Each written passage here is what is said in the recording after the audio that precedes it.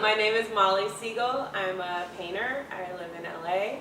I usually do sort of large-scale watercolors on paper, and I use wash, and I work on a plastic paper.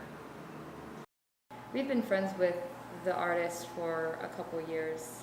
She's also been creating really interesting, she talks a lot about the life cycle, but she's also creating a lot of interesting pieces around women in challenging environments, like the desert, or in this particular series of young boys kind of flashing their teeth. I thought was really appropriate as we're thinking about this idea of like posturing and how your smile can give off like a particular emotion of like threat or inviting another person into yourself.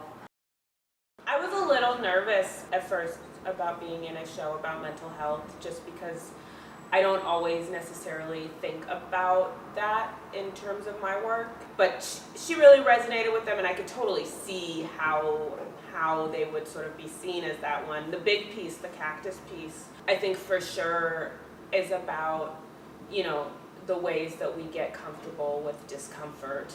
And then the little pieces, sort of me thinking about whiteness as a white person and what I consider to be sort of like the inherent violence of whiteness or something. And they were sort of based off like my nephews were just playing this, there's like this game where you put this thing in your mouth and you try to say words, but you can't say words because you've got this like gross dentist thing in your mouth, but it's just horrifying looking.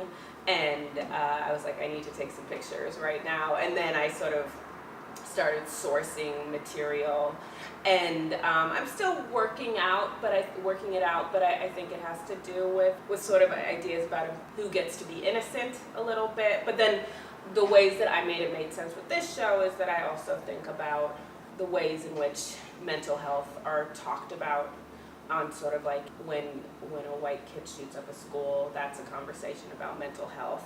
When someone, you know, gets shot in an inner city, that's a talk about criminal activity, you know. And so there's ways in which who does and doesn't get to have a conversation around mental health.